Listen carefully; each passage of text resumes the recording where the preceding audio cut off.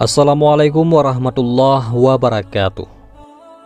Sa'ad bin Abi Waqqas berasal dari suku Bani Zuhrah dari suku Quraisy. Beliau merupakan paman Nabi Muhammad SAW dari garis pihak ibu. Sa'ad bin Abi Waqqas lahir di Mekah pada tahun 595 Masehi.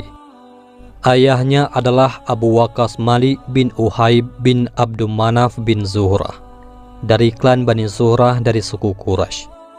Uhaib bin Abdul Manaf adalah paman dari pihak ayah Aminah binti Wahab, yakni ibunda Rasulullah Sallallahu Alaihi Wasallam. Sedangkan ibu Sa'ad bin Abi Waqqas adalah Hamnah binti Sufyan bin Umayyah bin Abdul Syam bin Abdul Manaf. Ibunda Rasulullah Sallallahu Alaihi Wasallam yaitu Aminah binti Wahab berasal dari suku yang sama dengan Sayyidina Sa'ad bin Abi Waqqas, yaitu dari Bani Zuhrah. Oleh karena itu, Sa'ad bin Abi Waqqas juga sering disebut sebagai Sa'ad dari Zuhrah. Sa'ad bin Abi Waqqas dilahirkan dari keluarga yang kaya raya dan terpandang. Beliau adalah seorang pemuda yang serius dan memiliki pemikiran yang cerdas. Sosoknya tidak terlalu tinggi, namun bertubuh tegap dengan potongan rambut yang pendek. Ketika Rasulullah SAW sedang duduk bersama para sahabat, Rasulullah memuji dan mencandai Sayyidina Sa'ad bin Abi Waqqas. Rasulullah SAW bersabda, "Ini pamanku, maka hendaklah seseorang menampilkan pamannya sambil duduk." Hadis riwayat Al-Hakim dan At-Tirmizi. Dan inilah kisah perjalanan Sa'ad bin Abi Waqqas masuk Islam hingga beliau wafat. Sa'ad bin Abi Waqqas dilahirkan di Mekah 23 tahun sebelum hijrah. Beliau tumbuh dan terdidik di lingkungan Quraisy, bergaul bersama para pemuda Quraisy dan pemimpin-pemimpin Arab. Sejak kecil, Sayyidina Sa'ad gemar memanah dan membuat busur panah sendiri. Adapun kedatangan jamaah haji ke Mekah menambah khazanah pengetahuannya tentang dunia luar. Dari mereka, beliau mengenal bahwa dunia itu tidak sama dan seragam, sebagaimana samanya warna pasir gurun dan gunung-gunung pasir. Banyak kepentingan dan tujuan yang mengisi kehidupan manusia. Mengenal Islam sejak lahir adalah sebuah karunia yang besar, karena hidayah yang mahal harganya itu Allah beri tanpa kita minta. Berbeda bagi mereka yang mengenal Islam di tengah jalannya usia, keadaan ini tentu lebih sulit. Banyak batu sandungan dan pemikiran yang membingungkan. Sa'ad bin Abi Waqqas radhiyallahu an memeluk Islam saat berusia 17 tahun. Beliau menyaksikan masa jahiliyah. Abu Bakar As-Siddiq berperan besar mengenalkannya kepada agama tauhid ini. Ia menyatakan keislamannya bersama orang yang didakwahi oleh Sayyidina Abu Bakar radhiyallahu anhu. Beliau memeluk Islam bersama Utsman bin Affan, Zubair bin Awam, Abdurrahman bin Auf, dan Thalhah bin Ubaidillah. Hanya 3 orang yang mendahului keislaman mereka. Ketika Sa'ad bin Abi Waqqas memeluk Islam, menerima risalah kerasulan Nabi Muhammad Sallallahu Alaihi Wasallam, dan meninggalkan agama nenek moyangnya, ibunya sangat menentangnya. Sang ibu ingin agar putranya kembali satu keyakinan bersamanya, menyembah berhala dan melestarikan ajaran leluhur. Ibunya mulai mogok makan dan minum, yaitu untuk menarik simpati putranya yang sangat menyayanginya. Ia baru akan makan dan minum kalau Sa'ad radhiyallahu an meninggalkan agama Islam. Setelah beberapa lama, kondisi ibu Sa'ad terlihat mengkhawatirkan. Keluarganya pun memanggil Sa'ad bin Abi Waqqas dan memperlihatkan keadaan ibunya yang sangat sekarat. Pertemuan ini seolah-olah hari perpisahan jelang kematian. Keluarganya berharap Sa'ad bin Abi Waqqas iba kepada ibunya. Sa'ad bin Abi Waqqas menyaksikan kondisi ibunya yang begitu menderita. Namun keimanannya kepada Allah dan Rasul-Nya berada di atas segalanya. Ia berkata, "Wahai ibu, demi Allah, seandainya ibu mempunyai 100 nyawa, lalu satu persatu nyawa itu binasa, aku tidak akan meninggalkan agama ini sedikit pun. Makanlah wahai ibu, jika ibu menginginkannya. Jika tidak, itu juga pilihan ibu. Ibunya pun menghentikan mogok makan dan minum. Ia sadar kecintaan anaknya terhadap agamanya tidak akan berubah dengan aksi mogok yang ia lakukan. Adapun berkaitan dengan peristiwa ini, Allah Subhanahu wa Ta'ala pun menurunkan sebuah ayat yang membenarkan sikap Sa'ad bin Abi Waqqas. Jika keduanya memaksamu untuk mempersekutukanku dengan sesuatu yang engkau tidak punya ilmu tentang itu, janganlah patuhi keduanya. Tetapi pergaulilah keduanya di dunia dengan baik, dan ikutilah jalan orang yang kembali kepadaku. Kemudian hanya kepadaku kamu kembali. Lalu aku beritahukan kepadamu apa yang biasa kamu kerjakan. Quran Surat Luqman ayat 15. Sa'ad bin Abi Waqqas adalah salah satu sahabat terdekat Rasulullah Shallallahu Alaihi Wasallam yang mengalami secara langsung tantangan besar dalam perjuangan menegakkan agama Islam. Pada masa awal penyebaran Islam, Sa'ad menghadapi berbagai bentuk kesulitan dan penderitaan yang tak terbayangkan. Kaum Quraisy, yaitu sebagai pendukung tradisi jahiliyah, merasa terancam oleh ajaran yang dibawa Rasulullah Shallallahu Alaihi Wasallam. Dalam situasi ini, Sa'ad bin Abi Waqqas tidak hanya menyaksikan, tetapi beliau juga merasakan secara mendalam betapa kerasnya perjuangan yang harus dijalani oleh umat muslim. Selama masa-masa awal dakwah, Sa'ad bin Abi Waqqas menghadapi kekerasan dan penghinaan dari kaum Quraisy. Mereka yang menolak ajaran Islam melakukan berbagai bentuk penindasan terhadap para pengikut Nabi Muhammad Sallallahu Alaihi Wasallam. Sa'ad radhiyallahu an, yang dikenal sebagai salah satu pengikut awal dan setia, seringkali menjadi sasaran serangan verbal dan fisik. Tindakan-tindakan ini mencerminkan betapa gigihnya usaha kaum Quraisy untuk menghentikan penyebaran Islam, serta betapa beratnya ujian yang harus dilalui oleh para sahabat Nabi. Di tengah semua kesulitan tersebut, Sa'ad bin Abi Waqqas menghadapi ujian yang sangat berat dari sisi keluarganya. Ibunya, seperti banyak anggota keluarga lainnya yang belum menerima Islam, secara terbuka menolak ajaran yang dibawa oleh Rasulullah Sallallahu Alaihi Wasallam. Meskipun ibunya menolak ajaran Islam dan seringkali berusaha mempengaruhi Sa'ad untuk meninggalkan keimanannya, Sa'ad tetap menunjukkan sikap yang penuh kasih dan penghormatan terhadap ibunya.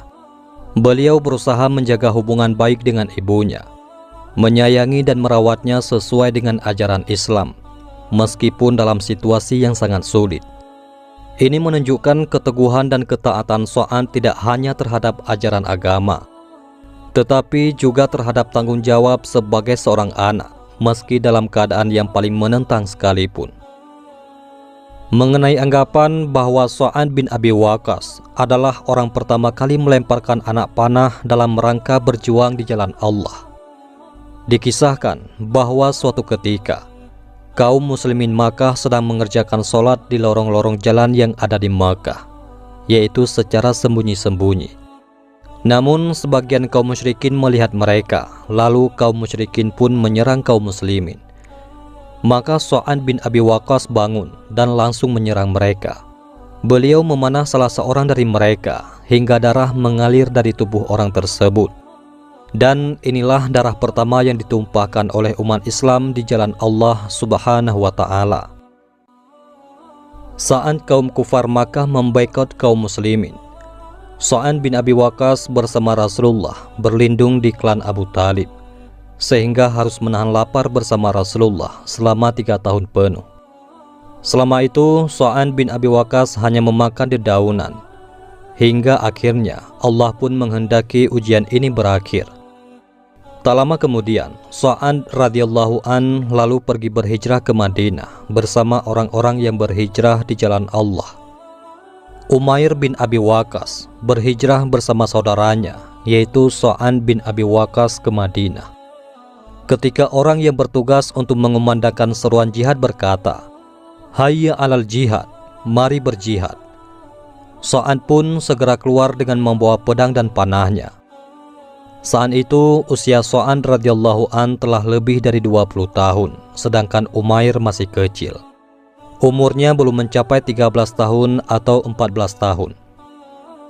Sebagaimana biasanya, Rasulullah selalu memeriksa kondisi pasukannya.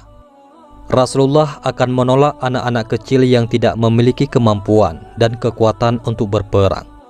Rasulullah pun melihat Umair. Saat itu Umair bersembunyi agar dia tidak disuruh pulang oleh Rasulullah, yang menyebabkan dirinya tidak bisa ikut berperang bersama dengan kaum muslimin. Namun Rasulullah SAW melihatnya, maka Rasulullah menolak dan menyuruh Umair untuk pulang. Umair radhiyallahu an pun menangis hingga Nabi merasa iba kepadanya. Akhirnya Rasulullah SAW membolehkan Umair untuk keluar bersama pasukan Badar. Umair pun berdiri di samping Sa'ad bin Abi Waqqas guna berjihad di jalan Allah Subhanahu wa Ta'ala. Ketika peperangan selesai dan debu tidak lagi berterbangan, terlihatlah 14 orang dari kaum muslimin yang gugur sebagai syahid. Orang yang paling muda di antara ke-14 orang tersebut adalah Umair bin Abi Waqqas.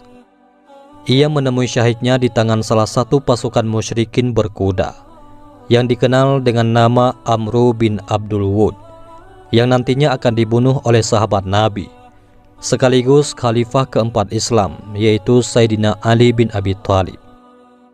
Sa'ad bin Abi Waqqas pun pulang dengan membawa kemenangan di satu tangannya dan tangisan kesedihan di tangan yang lain. Kehidupan berjihad berlangsung begitu cepat. Orang-orang Islam berpindah dari satu pertempuran ke pertempuran yang lain, hingga tibalah saatnya perang Uhud. Saat itu para pasukan pemanah tidak mematuhi ucapan Rasulullah. Lalu mereka meninggalkan tempat-tempat mereka. Melihat keadaan itu, pasukan kaum musyrikin pun menyerang kaum muslimin. Hingga akhirnya mereka sampai ke Rasulullah, yang pada saat itu hanya segelintir sahabat saja yang ada di samping Rasulullah. Di antaranya Sa'ad bin Abi Waqqas radhiyallahu anhu. Ketika Rasulullah melihat Sa'ad, Rasulullah bersabda kepadanya, "Usir mereka." Maksudnya pukul mundur orang-orang musyrik itu. Sa'ad bin Abi Waqqas radhiyallahu an berkata, "Bagaimana aku dapat melakukan hal itu sendirian?" Akan tetapi kemudian Sa'ad segera mengeluarkan anak panah dari sarungnya. Lalu beliau melemparkan anak panah itu ke arah salah seorang dari kaum musyrikin hingga orang itu tewas. Sa'ad bin Abi Waqqas kembali mengambil anak panah yang lain. Lalu dengan anak panah itu beliau pun membunuh salah seorang lainnya dari kaum musyrikin. Demikianlah panahnya telah membunuh banyak orang musyrik. Maka Sa'ad bin Abi Waqqas mengambil panahnya itu, lalu berkata, "Ini adalah panah yang diberkahi oleh Allah." Sa'ad bin Abi Waqqas tidak pernah ikut serta dalam satu pertempuran, kecuali ia akan membawa anak panah tersebut. Dan hal itu terus dilakukannya hingga beliau meninggal dunia. Pada hari yang menyedihkan itu, datanglah Ummu Aiman untuk memberi minuman kepada para pasukan yang terluka dalam medan perang. Tiba-tiba seorang kafir melemparnya dengan anak panah, hingga dia pun terjatuh dan auratnya terbuka. Orang kafir tersebut pun tertawa. Melihat itu, Rasulullah SAW segera mengambil sebuah anak panah, lalu bersabda kepada Sa'ad bin Abi Waqqas, "Wahai Sa'ad, lemparlah anak panah ini. Ayah dan ibuku menjadi tebusanmu." Demikianlah Rasulullah SAW telah menggabungkan penyebutan nama ayah dan ibunya ketika meminta sesuatu kepada Sa'ad. Dan hal itu belum pernah Rasulullah lakukan terhadap siapapun kecuali kepada Sa'ad radhiyallahu anhu. Setelah Sa'ad radhiyallahu an melepaskan anak panah tersebut tepat mengenai leher orang kafir itu, hingga ia pun tewas seketika. Melihat itu, Rasulullah SAW tersenyum lalu bersabda, "Sa'ad telah melakukan pembalasan untuknya, yakni untuk Ummu Aiman. Semoga Allah mengabulkan doanya." Sejak saat itu, yang menjadi senjata Sa'ad bin Abi Waqqas dalam setiap peperangannya adalah anak panah yang diberkahi dan doa yang dikabulkan. Sa'ad radhiyallahu an selalu teringat akan sabda Rasulullah sallallahu alaihi wasallam yang ditunjukkan kepadanya. Makanlah yang baik-baik wahai Sa'ad, niscaya doamu akan dikabulkan. Beliau juga teringat sabda Rasulullah sallallahu alaihi wasallam yang lainnya. Ya Allah, tepatkanlah lemparannya dan kabulkanlah doanya. Allah Subhanahu wa taala mengabulkan doa nabinya, maka Sa'ad radhiyallahu an pun menjadi pemanah jitu dan doanya selalu terkabulkan. Sebelum terjadinya peperangan yang sangat masyhur di negeri Persia, yaitu Perang Qadisiyah, orang-orang Persia telah berkumpul dalam jumlah yang sangat besar guna menghadapi orang-orang Islam. Saat itu Umar bin Khattab yang menjadi Amirul Mukminin ingin keluar guna menghadapi pasukan Persia dan memimpin pasukan kaum muslimin. Namun Sayyidina Ali bin Abi Thalib berhasil merayunya agar dia mengurungkan niatnya tersebut. Tugas yang sangat sulit ini tidak mungkin dapat dilakukan kecuali oleh orang-orang yang memiliki kekuatan, baik dalam hal keimanan maupun fisiknya. Dari sini Abdurrahman bin Auf berkata kepada Sayyidina Umar bin Khattab, "Sebaiknya kamu mengutus orang yang memiliki cakar-cakar seperti singa. Dia adalah Sa'ad bin Abi Waqqas." Sayyidina Umar pun mempertimbangkan perkataan Abdurrahman tersebut, hingga akhirnya beliau berpendapat bahwa Sa'ad bin Abi Waqqas merupakan singa yang pantas untuk dipercaya melakukan tugas yang sulit itu. Sayyidina Umar pun menunjuknya sebagai pemimpin pasukannya. Lalu dia berkata kepadanya, "Wahai Sa'ad, janganlah kamu terperdaya bila dikatakan kepadamu, engkau adalah paman Rasulullah sallallahu alaihi wasallam dan engkau adalah sahabat Rasulullah. Sesungguhnya Allah Subhanahu wa taala tidak akan menghapus suatu kejelekan dengan kejelekan lainnya, melainkan Dia akan menghapus suatu kejelekan dengan kebaikan.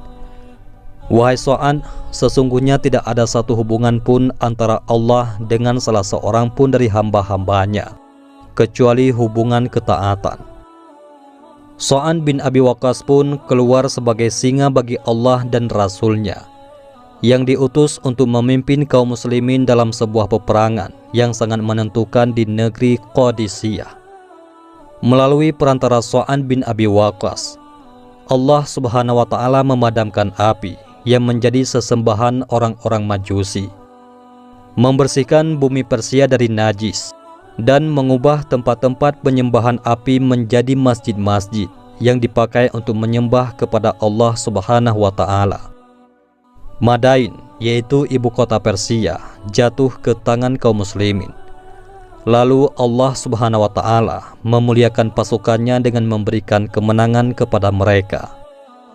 Meskipun pada waktu itu Sa'ad radhiyallahu an sedang merasakan kesakitan pada sebagian anggota tubuhnya, tetapi beliau berusaha untuk menahan rasa sakit. Beliau tetap memimpin kaum muslimin guna meraih pertolongan yang telah dijanjikan oleh Allah Subhanahu wa taala.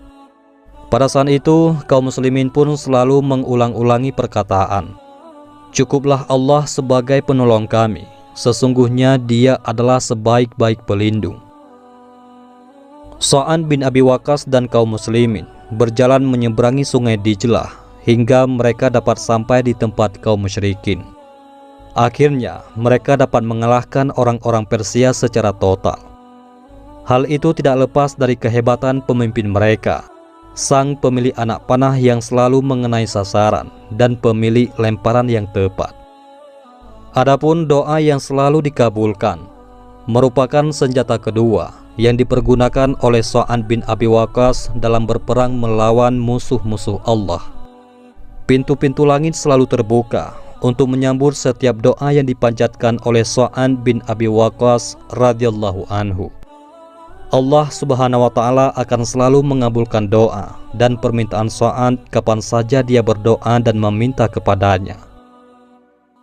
Setelah wafatnya Rasulullah sallallahu alaihi wasallam, Abu Bakar, Umar, Utsman dan Ali, tidak banyak kebaikan dunia yang masih tersisa. Sebagian kaum muslimin saling berseteru dengan sebagian yang lainnya.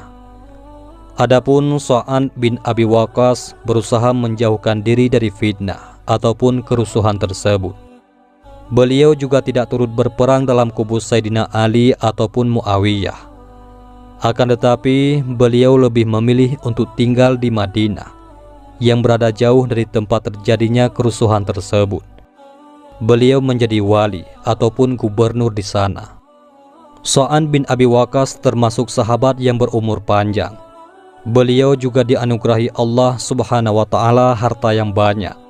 Namun ketika akhir hayatnya, beliau mengenakan pakaian dari wol, yakni jenis kain yang dikenal murah kala itu. Beliau sempat berkata, "Aku mempunyai sebuah kain yang terbuat dari bulu.